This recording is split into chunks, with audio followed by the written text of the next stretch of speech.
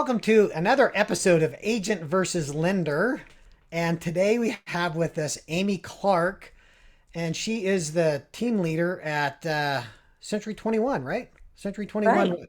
Which Century 21 Century is that? 21 Everest, Everest, the big one. the big boy. Yes, because that is the Century 21 Everest. That It's is the big large. boys. Yeah, cool. So I'm really happy to have Amy. I've known Amy for I don't know quite a few years here now, and In 11 years. has it been that long? Yeah. Yeah. Yeah. And I'm telling you, she's like one of my favorite agents that I've ever worked with. She's just so positive and happy. You can see, if you're watching this, you can see she's smiling right now, and that's just the way she is all the time. So that's really fun to work with Amy. Um, so Amy, um, tell us little bit about you. Tell us about how you got into the industry. Um, let's see where this goes. Let's just tell us about you to start with. Okay. Um, so when I was 5, no, I'm just kidding. I I always have been interested in real estate. It is true, but there was so many other things that happened. You get married, you have kids, and life is just a fairy tale. Not. And then things happen, and I got divorced, and I was a single parent. And for a while, I did just a bunch of different types of jobs. I worked at well, I kind of worked around the clock. And as I tell you this story, the hours aren't going to make sense, but I'll explain. So I got a job at a domestic violence shelter. I did go to college. I got a degree in sociology with a minor in English. And so I got this job. I actually started as a volunteer there, and then the job opened up. And so I worked from 10 to 6 in the morning. And I was an intake worker. So, the police would bring people in to the shelter, and I'd process them and then take care of them through the night. And when you're in domestic violence, people they're not always sleeping through the night. Sometimes there's a lot of problems. But anyway, so I worked the night shift, and then I'd go home in the morning, and I'd get my kids up and going for school. And we would do a couple of things in the morning together, and then I'd get them off to school. And on a good day, when I got them ready and going pretty fast, I had everything pretty regimented. I could get in a little bit of sleep, and usually I could get in like about 30 minutes, 45 minutes before I went to my next job, which was actually at the school of some of my younger kids. I had kids down to, I think at that time, my youngest was in the second grade. So let's see, second, fourth, sixth, eighth, and 10th grade.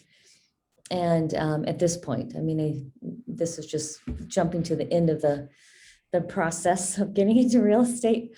But I'd go to the school, and I was a first grade aide in the morning, which was a really great job. Kids are super fun at that age. And I worked that till noon. And then I'd go out to my car, and I'd take a nap through my lunchtime. And then I'd set my alarm.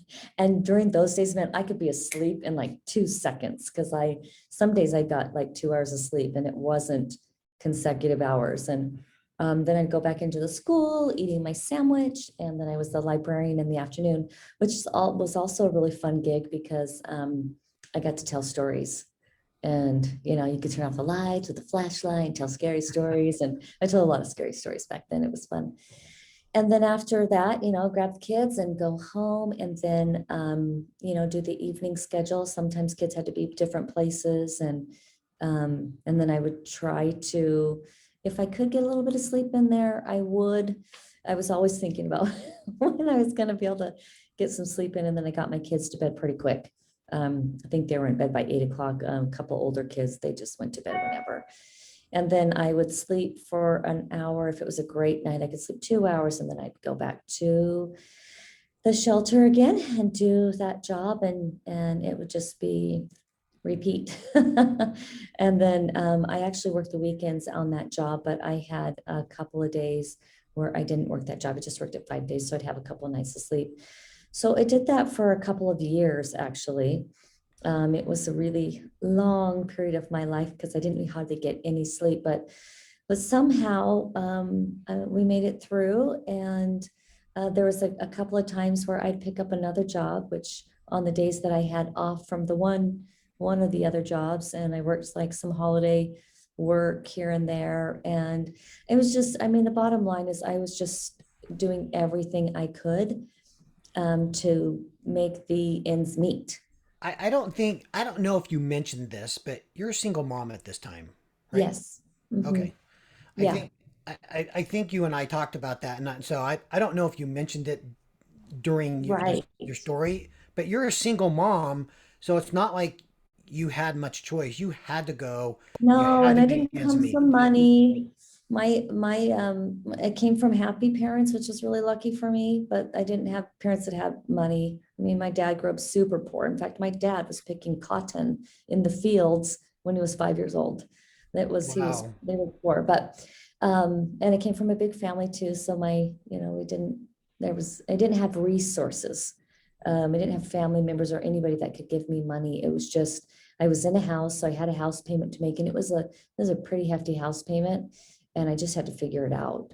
And I remember in particular, there was a friend of mine who lived in my street, and she was nice. And we were good. We were friends, and she came over one day, and it was after I'd gotten divorced, and she had a plate of brownies and a box of tissue. And she said, I don't know which one you want, but I brought them both. And so I said, actually, I'll take them both. And then she said, when are you moving? And when she said that to me, when are you moving? Inside of me, something just went, it infuriated me because I thought, nobody thinks I can do this. And I said to myself right then and there, I told her when she said that, saw this happen in like a second, I said, oh, I'm staying. I'll be staying here. I didn't know how the heck I was gonna do it, but I thought, if anybody else can do it, I can do it too. And I was just determined that I'm not moving my family, not moving my kids. They've already been through enough. And I'm gonna do this. You know what? Good for you. So, how did you transition from that point in your life to real estate? So the first, well, I actually had somebody feel sorry for me because what really happened, one of my neighbors was a had his own mortgage company. It was a little small mom and pop shop. He ran it out of his home. And he said to me, Amy, why don't you come do mortgages with me? And I said, okay, what do I do? And he said, you got to go to school. And I think back then it cost like $200 or something, but that was like $1 million to me. And he said, and I said, oh, okay, well, I'll have to work on that. And he goes, well, I'll pay for you to go.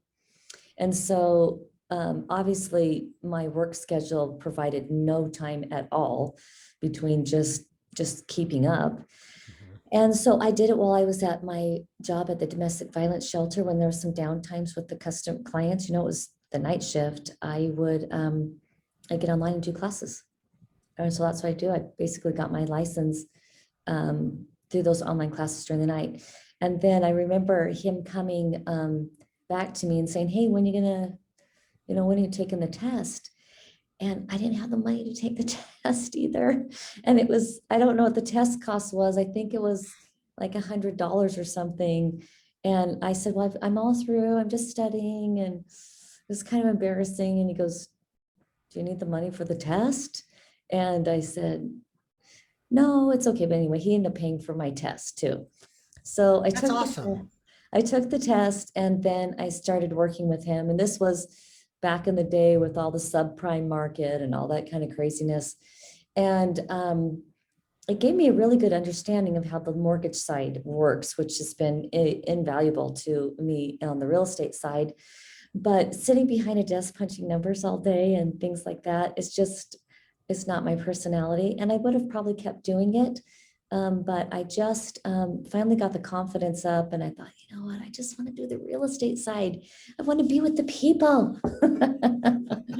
Little did I know that there's a lot of behind the screen time in both jobs. But Yeah. um, as I was doing mortgages, I slowly got to the point where I could start letting go of these other jobs. And I was, it was making money pretty quickly because I was motivated, for one, not only to get a good night's rest, and not be falling asleep every time I was somewhere, but also to be able to see my children. In fact, Ron, I remember, for a while there, I had a simple goal with my, 5 kids. It was to look each child in the eye once a day, and whether to smile or say just something small to them, but just to have that small little connection. I know it's pathetic, but you do what you have to do. A lot of, oh, another person had also told me, had mentioned, hey, you could do just fine if you just went on welfare with 5 kids and all that kind of stuff. And I just thought, I want more. I want more. And I cried a lot of nights too, or days, because I felt like I was disadvantaging my children, not by not being around. But what I learned through the struggle was that my kids saw somebody working their butt off, not only for them, but just saw somebody working. And it's ended up, not only making my kids closer to each other because they had to help each other, but also that they don't give me a lot of excuses about not being able to do stuff because they saw me do something hard. So I guess in some ways that was worth it. But so I went back to, while I was the loan officer, which I didn't love, I'll be honest, Ron. I so appreciate you and what you do because I don't want to do it. So Yeah. I appreciate amazing people like you. But so I got my real estate license while I was doing mortgages, and I slowly switched over. The first year I was doing both, and I only closed 9 deals. And then I realized I can't wear both hats, not to mention some of the difficulty doing both in a transaction, the rules and regulations and stuff. So then the next year I just let my license go. So I burned the bridge, so I couldn't go back, and I just went full-time real estate. So one year doing both, and then the next year just went full-time. And my first year I did 20 deals. That's my really first year. And then just have gone up from there. I appreciate that story, um, on so many levels. So sometimes people think they don't want to go through the hard stuff, but the hard stuff is what makes you who you are today. So anybody that's really successful, and so you haven't said this yet, and I don't, and if I know Amy, she's not going to toot her horn, so I'm going to a little bit. So Amy, like, she crushes this. She's the team leader. She's doing 150 transactions a year, which is like killing it. So she's doing really really well, but it's only because you went through some hard times to get to where you are today. Don't do you feel that way? Well, I think that yes.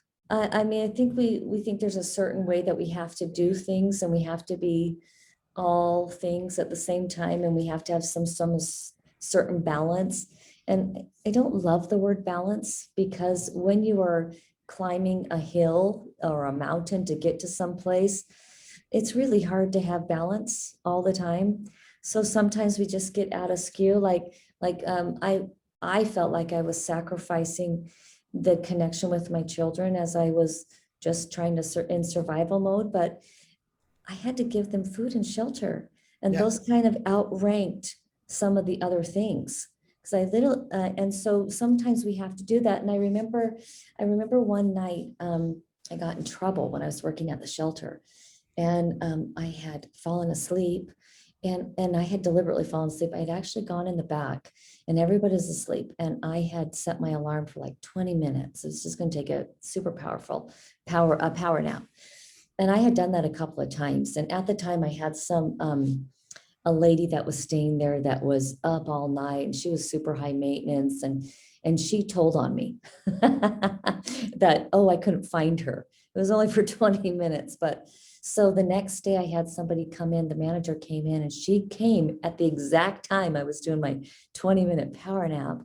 And you were actually allowed to sleep, I found out later, or take a little nap. We had plenty of chores to do during the night, but you were supposed to do it like out front where people could see you. So uh, so she came in and she sent me home. And it was like 4 o'clock in the morning. And I normally got home at 6. So I went home. I cried the whole way home because that was my main job that paid me the most. I mean, I was working for pennies back then. And I got home. I was kind of wired because this is when I'm normally up. And I was sitting there in my kitchen. I have a computer in my kitchen.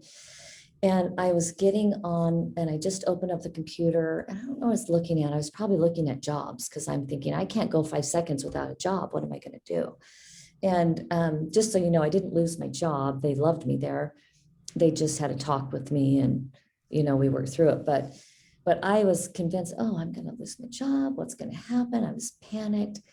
And at that very moment, my daughter, who was, I don't know, she must have been probably, let's see, 8 or 9 years old.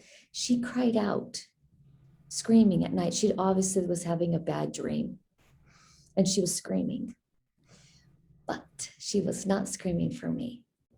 She was screaming for her sister. And her sister, who was 2 years older, I hear the little footsteps because I have a two-story. I hear the little footsteps from one room to the other, and she's 2 years older than her, comes in, and I hear her soothing her sister. And I'm sure she just climbed into bed with her, and the crying stopped. And it gets me choked up thinking about it today. But I just cried. I just cried that I'm not there for my children. What am I doing? And I never went up and went into the room. My other daughter was with her. But at the same time, what a great experience to know that my other daughter came for her. And as Yeah. my children have grown up in this scenario where I did not, where I felt like I couldn't be present, they have learned some other skills. And they would have never had those. I mean, they adore each other. They take care of each other. They banter and they fight with each other too. But I mean, they are good to each other and they love each other. And I don't think that those things could have been gained if we hadn't gone through some tough times and done things differently than the mom down the street that got to stay home every day, which I was a homemaker for a while, and got to do those things. So you can have success on a different road that is just tailor made for you. And I just decided at that point that I was going to have a better life, and I was going to make a better life for my family, and I was just going to have to do it an untraditional way. Yeah. So this is a great story. So, and you have. So let's talk about today where you are. So I just mentioned that you've got a team, you run a team. Um, So I tell me. first developed myself as an agent, and this is another thing I had. I burned the bridges, and there was no. I'm still, it's not like you become an agent all of a sudden you're a top producer. It takes time, and I wasn't going to go home until I hit my production goals, and so that meant getting to the office early, sometimes staying later, call after call after call. I couldn't afford a dialer or anything back then. And so it's pretty much calling out of a phone book, kind of, just cold calls. And I was too stupid back then not to call my SOI, which would have been smart, but I didn't learn that till later. And yeah, I had to hit a certain number every day before I went home because I literally had mouths to feed. Yeah. So thanks for bringing that back because I was jumping way ahead. So thanks for bringing that back because I remember you saying that you burned a bridge. You didn't have a way back. You let No, my your other mortgage license, license. I let it go. Yeah. So you burned that bridge. Yeah. So you had to go. The only way you could go was forward. Right. So, and I was saying that you have this team, but it wasn't like all of a sudden you had a team. Oh, no. In You had to fact, do the stuff that everybody else has to do. You had to do the cold calls. You had to stay late. You had to do all that stuff. on no Um, budget. uh, right, even on no budget too. So there are Yeah. things. So that's a good lesson for anybody that's in the real estate industry. It's like you can make this work. You don't have to have this huge marketing budget. You can walk. You can knock doors. You can Right. phone And calls. You and you can. can give an experience to people. And this is, I've always cared about people. You can tell by, I mean, I don't know, and sometimes I care about the underdogs. I work with millionaires and I work with first-time home buyers, and I just believe that everybody, no matter where they are, they deserve a first-class experience. And really, a first-class experience means you're attentive to what their needs are, and you pay attention to what their goals are, and you help people on a personal level. And that's kind of that's what I've done. And sometimes you get to meet people that you get to be friends with forever. Like you and I, Ron, I met you at a continuing education class, and I Mhm. liked you right away. I'm like, I like that guy. I want to work with him. So that's how we met, remember? Yeah, I do. Yeah. Yeah, So I mean, we get to meet a lot of people, and on this side as a real estate agent, I get to serve somebody. And even though we say we work with people, and sometimes people think, oh, I'm in this position and I'm awesome. I mean, really, it's an opportunity to serve, and serve at a high level, and really bring something special to somebody's life. So yeah, that's what I like about it.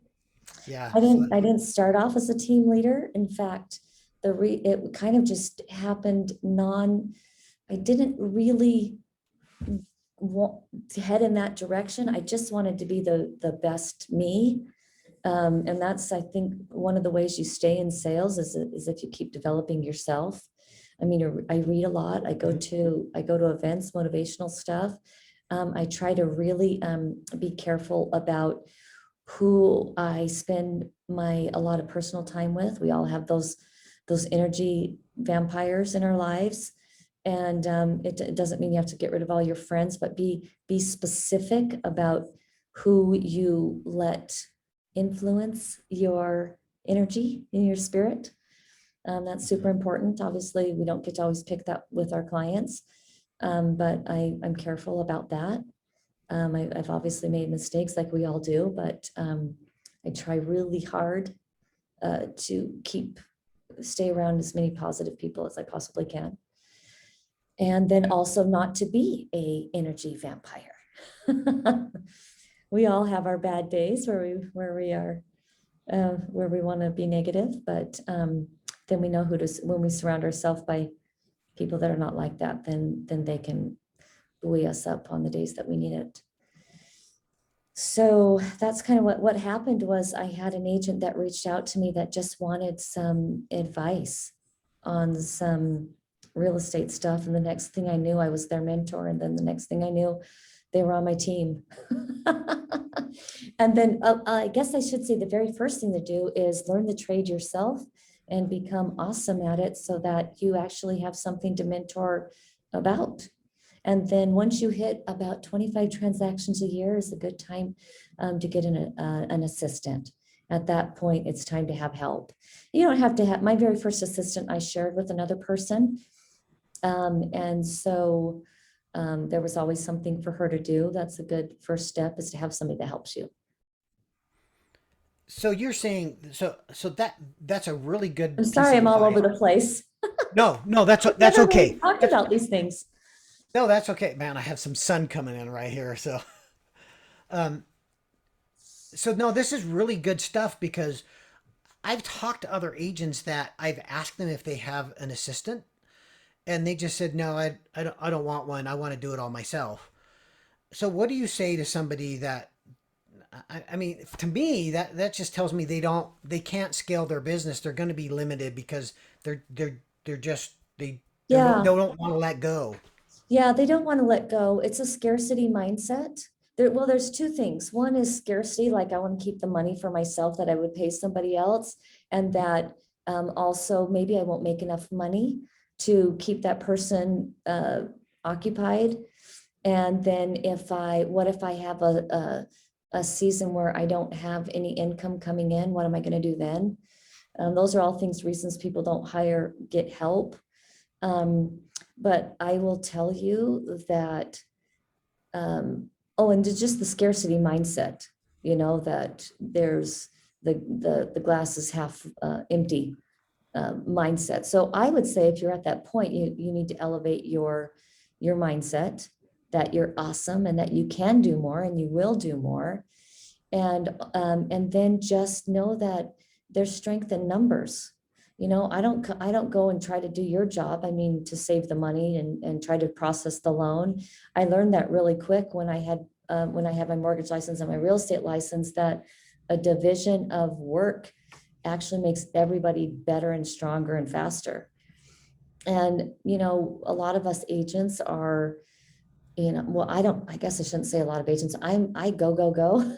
As you know, Ron, I don't sit around a lot, although as a team leader, I'm in the office a lot now, but um, our strengths is selling, connecting with people, and we're the movers and shakers.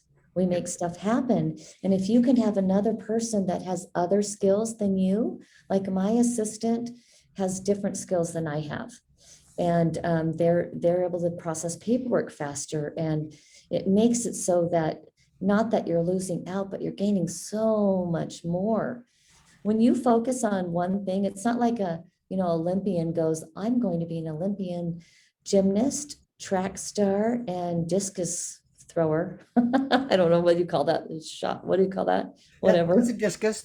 Yeah, Yeah, there's a discus and a shot put. So, yeah, so whatever that is, you go to the Olympics, you laser focus on yep. one thing. And when you have other people that can laser focus on something, they not only assist you, but they eventually, hopefully, will do it better than you. And so now I don't just bring myself, Amy Clark, to the team. I now have, I now have other people that support me. So I bring even more value to a customer. And my customers are my agents, and they're also the buyers and sellers and investors I work with. Well said. I couldn't have put that any better. I have the same philosophy. I have a team behind me for the same reason. I realize that can I do the process from beginning to end? Sure, I can. I'm not very good at some of it. Right. Um, because one, I don't like to do that, and I don't. And there's just some skill sets that I'm just really better. So I kind of think of it like if you when you go to a restaurant, if you go to a restaurant that has a host, there's somebody sitting there that goes and seats you, and then you have a sorry, I thought I had my. Can you hear my phone going off? Yeah. You can. I thought you had that forwarded. I thought I did too. Thought I did too. So we have so when you go to a restaurant, you have somebody that seats you, and then you have somebody that brings you your water and your drinks, and you have somebody that comes and takes your order. Then sometimes you have somebody that else that then you for sure you have Delivers somebody it. else that cooks it, and it's all that kind of stuff. And um,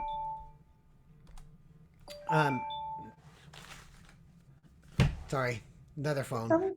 Um, And so I think of it the same way in our industry. It's just like if we try to do everything, the process is so much more slow and the customer service is going to be terrible. So you have found out that as you let go of some of those things and you have hire people that are just really good at those things, that allows you to be really focused on what you're good at. And it just makes the process um, so much better, not only for you, but for your clients as well. Right? Right. And there's a learning curve. When you first get somebody to help you, you tend to do a little, I did a little micromanaging. But then eventually you just figure out a form of communication that works. And Mm-hmm. then once you actually let go, it is the greatest feeling to have the confidence that somebody's taking care of that stuff, and you can literally give your time and energy to, I mean, like in my position, I make the money for I bring in the money, right? Right.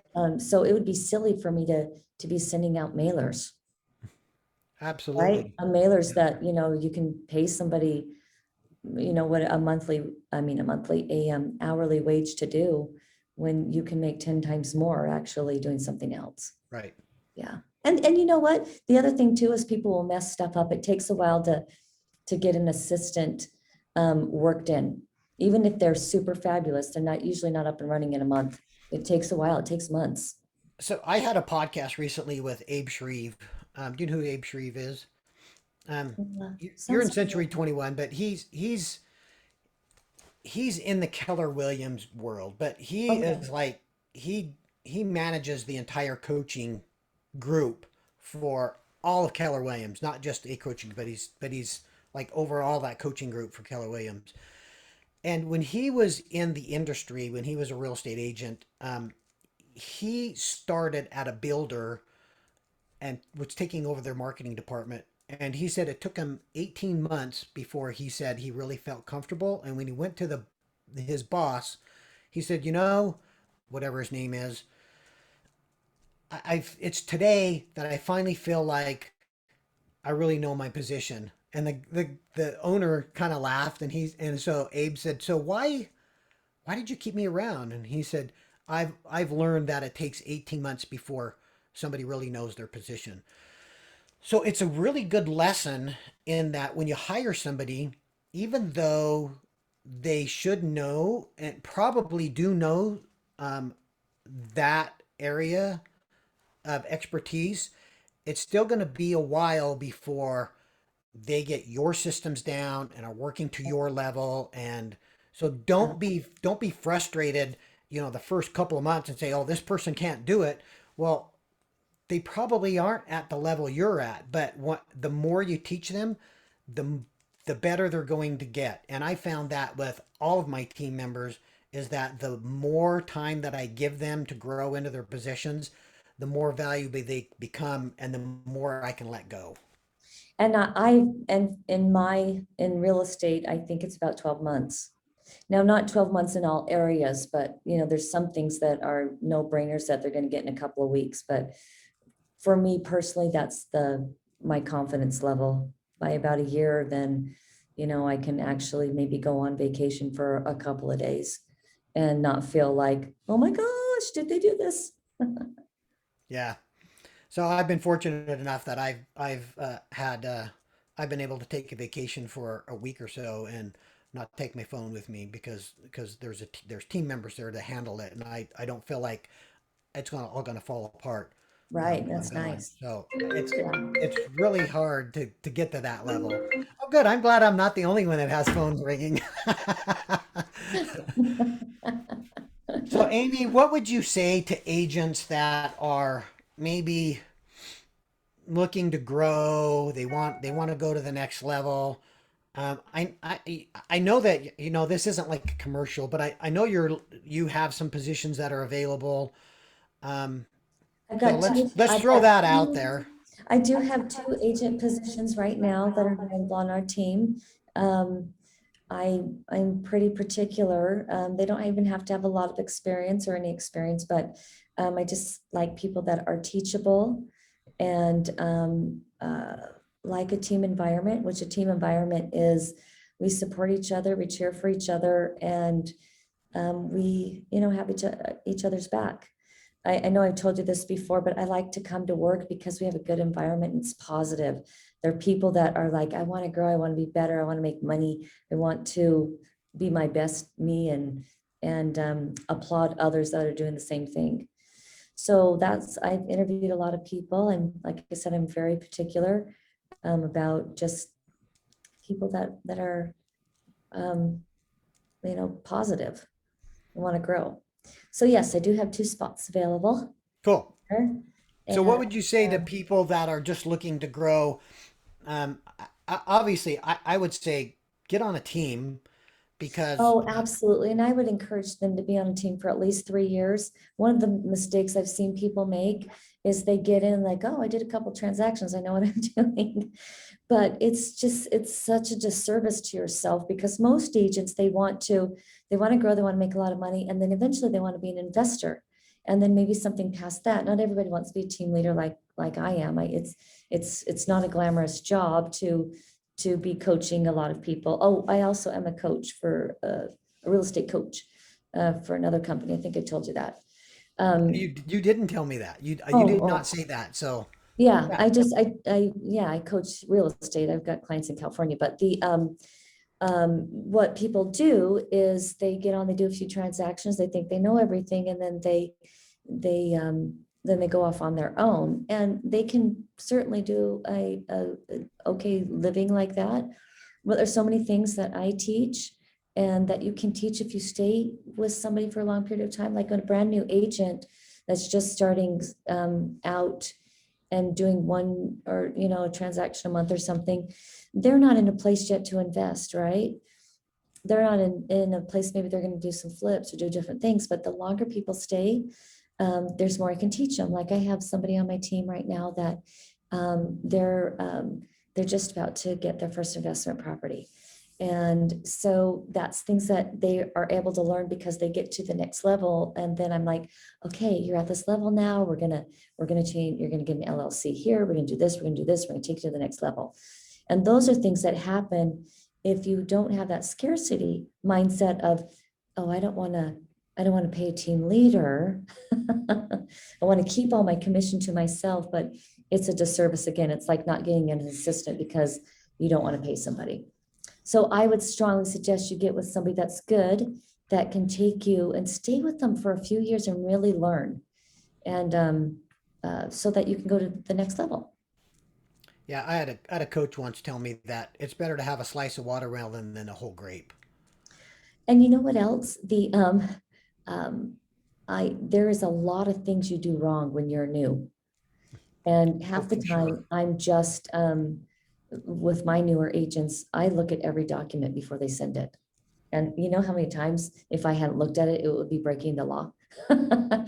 or doing it incorrectly that would have lost their clients lots of money. You just Yep. don't know what you don't know. And they don't teach you that in school, how to be a real estate agent. They just give you paperwork Yep. and Totally. numbers. So that's what I would say. I would say get a team is a really good idea. At least have a mentor or a coach, and then get an assistant when you hit like that Hmm. 25 mark, even if they're just part-time. Yeah. Yeah. I'm a big believer in coaching, like huge Yeah. believer in coaching. So, um, it says my internet's unstable. Am I freezing up? Right now you're fine. Okay. Okay. So we'll wrap this up. Any last words of wisdom that you want to leave with us? Um, well, this is a great business to be in if you are a realtor. Um, Growing from the inside out is always a great way to grow your business. When you're more, you get to bring more to your customers. If you are somebody that's looking for a realtor, um, make sure you are getting somebody that has a little bit of experience and that's listening to you so that you can reach your goals together. And yeah, just the sky's the limit. There's nothing you can't do and there's nothing you can't learn. Thanks. I appreciate that, Amy. And you are an example of the sky's the limit, because you went from zero, like literally zero, to doing really well. So we appreciate that example and for your wisdom. So anyway, that will wrap up. So Amy, thanks for being with us today. I Thank you, appreciate you Ron. taking You're the time. awesome. And that will wrap up today's episode of Agent versus Lender. I'm Ron Pippin. And first, before we wrap up, Amy, how's the best way of people to get hold of you? You can call me by phone, you can text me, or you can email me. Do you want me to say my phone number? Sure. Yeah, absolutely. If you It's, want to. this is my direct line is 801-706-2921. My email is easy. It's amysellsutah@gmail.com. And you can also go to my free website, which is besthomesofutah.com. Just to look for Awesome. houses. It's free. You can just use it. You don't even have to work with me. You can just play around on that and have fun. Cool. I appreciate that. Now we'll start to wrap up. Okay. So I'm Ron Pippin, and if you ever need to get hold of me, my phone number is 801-628-7667. You can call me or text me there. And you can go to my website, which is pippinteam.mortgage.